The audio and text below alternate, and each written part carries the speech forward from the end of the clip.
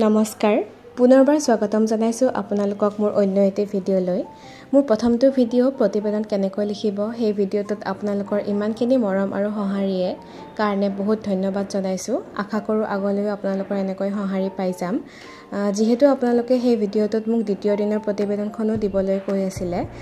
সেই কাৰণে মই আজি এই ভিডিঅ'টো প্ৰস্তুত কৰি উলিয়াইছো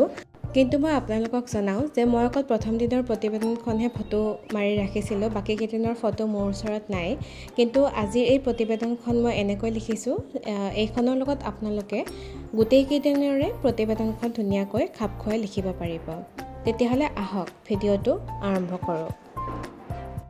আসলতে প্ৰতিবেদন মানে হৈছে ৰিপৰ্ট ৰাইটিং যোৱাটো দিনত আপুনি যিখিনি কাম কৰিলে বা আপুনি যিখিনি শিকিলে সেই গোটেই কথাখিনি এখন কাগজত ধুনীয়াকৈ লিখি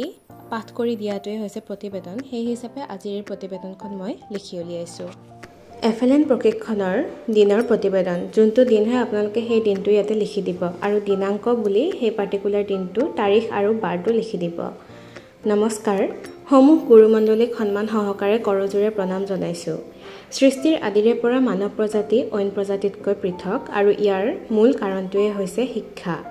শিক্ষাৰ এই এনাজৰীডালক আৰু অধিক মজবুত কৰি তোলে শিক্ষক সমাজে শিক্ষাৰ এই ধৰাটোক অধিক সুসংহত কৰাৰ অৰ্থে অসম চৰকাৰৰ এক অভিনৱ প্ৰচেষ্টা হৈছে নিপুণ অসমৰ প্ৰচেষ্টাত গঢ় লৈ উঠা 5 দিনীয়া এফএলএন প্ৰশিক্ষণৰ যোনটো দিন হয় সেই দিনটো লিখি দিব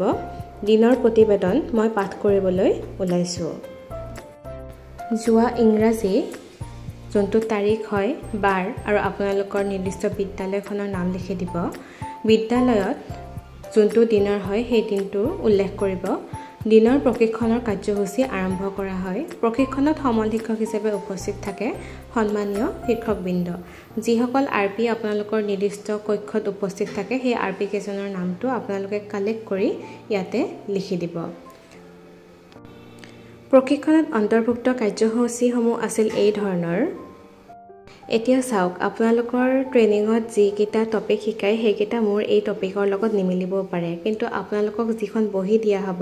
সেই বহিখনত আপোনালোকে একাধিক্ৰমে যিবোৰ টপিক উপস্থাপন কৰে সমল শিক্ষকসকলে সেই টপিকবোৰ এফালৰ পৰা লিখি যাব মোৰ টপিকবোৰৰ লগত আপোনালোকৰ টপিক নিমিলিবও পাৰে সেই কাৰণে এইটো বেছি ভাল হ'ব যে আপোনালোকে নিজৰ হিচাপত আপোনালোকক যি টপিকবোৰ পঢ়াই সেইবোৰ ক্ৰমান্বয়ে লিখি যাব আৰু যিখন